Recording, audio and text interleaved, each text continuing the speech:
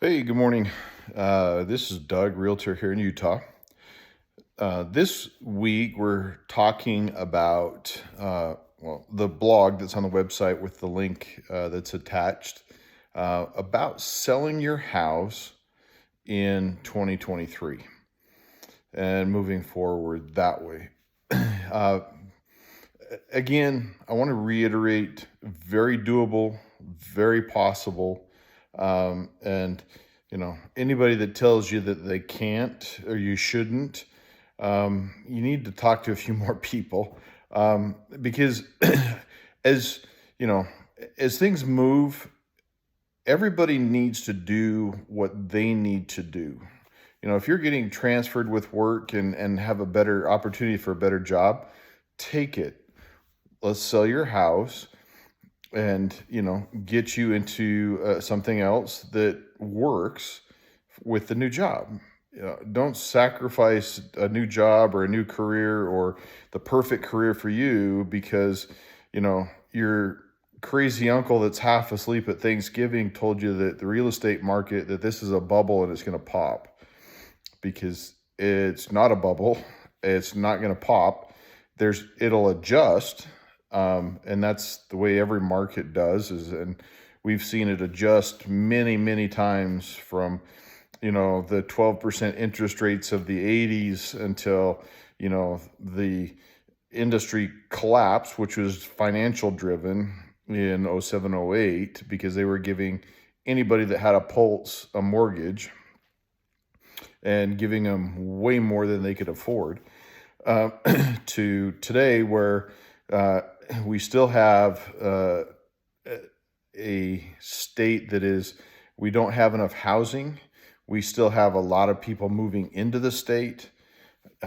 Anyway, so I can continue to go on there, but yeah, it really does drive me nuts with that crazy uncle, that everybody has one, everybody, but the thing is that it surprises me how many times people listen to that crazy uncle.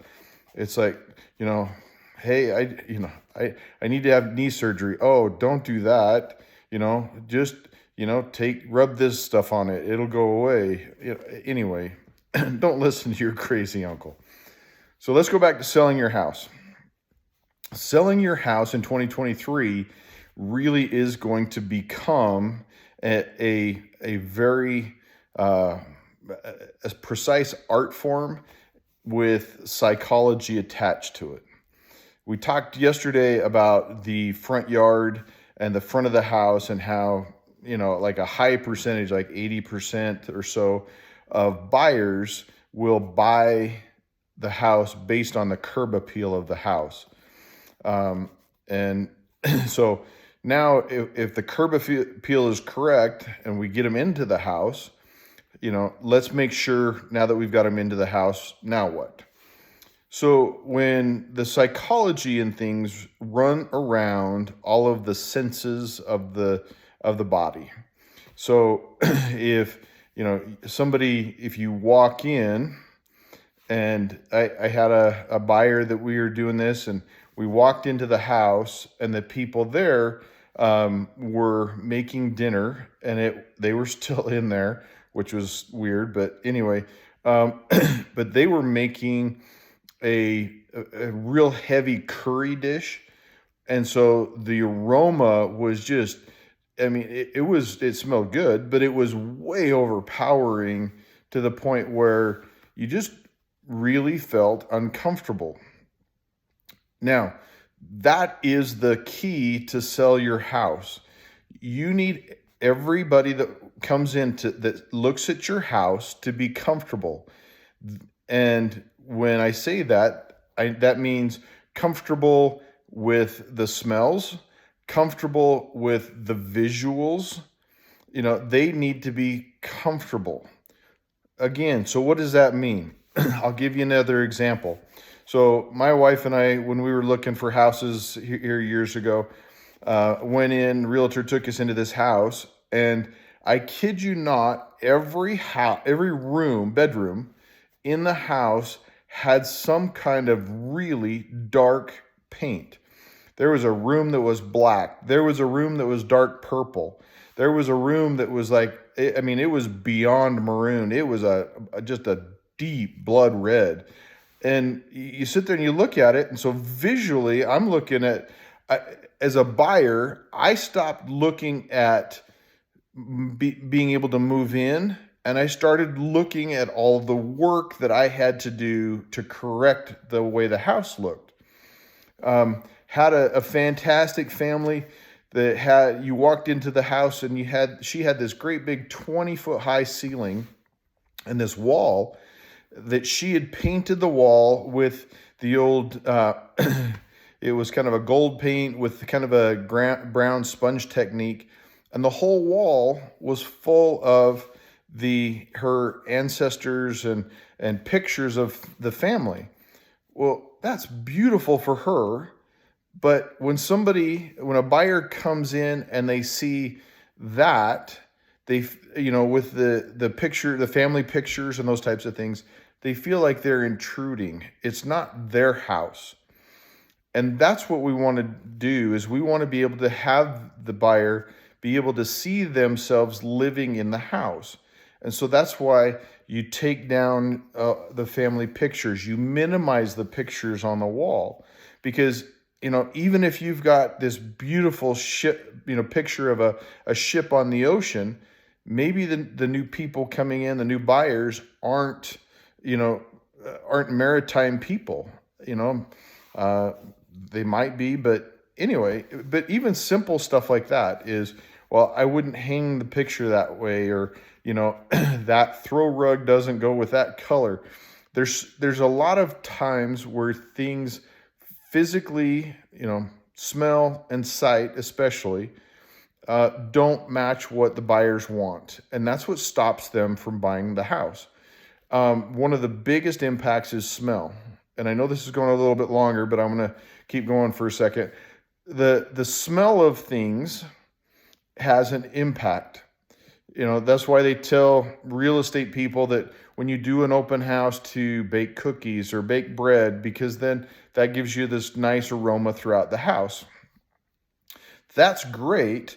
But if you take and put those like Glade plugins, and you've got one in every outlet throughout the house, and I'm going to tell you, most of the time when people do that, it's not the same smell. And so you've got the pine scent, battling the cookie scent, battling the coffee smell, and oh, by the way, and then there's cookies in the oven.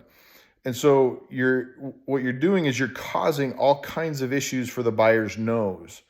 And rather than just being able to have a nice, fresh, clean smell, with like wiping down your countertops in your bathrooms with Clorox wipes, where they can smell the Clorox, so they understand that and process that it's clean and that the house is clean.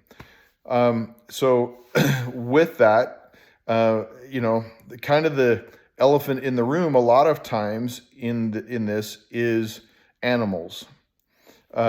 Buyers sometimes are, sometimes they're cat people, sometimes they're dog people, sometimes they're neither.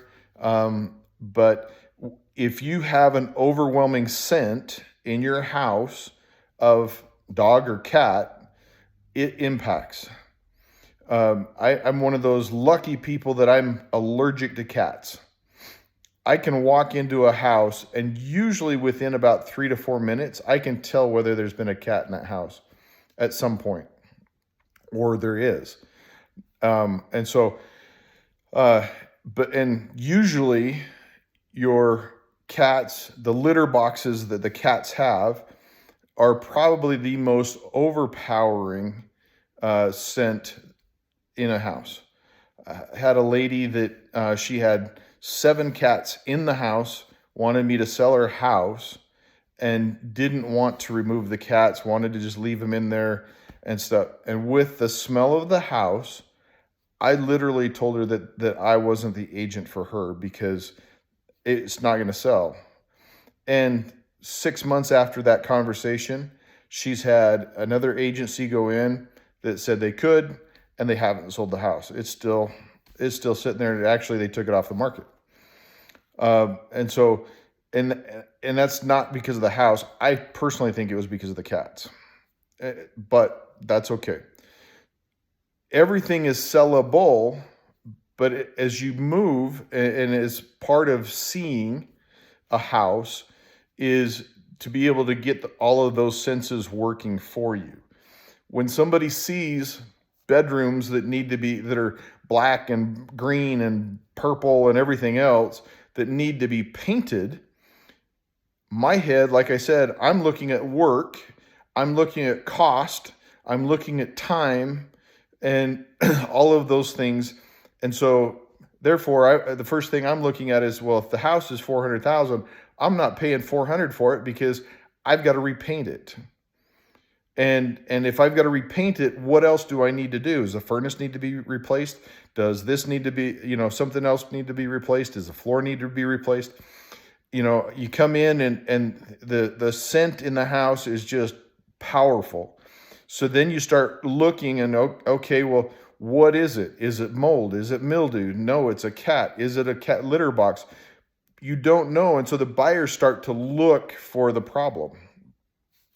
So as you sell a house, those are some tips, and I can't stress enough that it really is about the psychology, and you need to step away from you and look at your house from a buyer coming in the door. So they come in the front door, is it welcoming or do they have to climb over furniture? Is it welcoming? Is there a clean, fresh scent?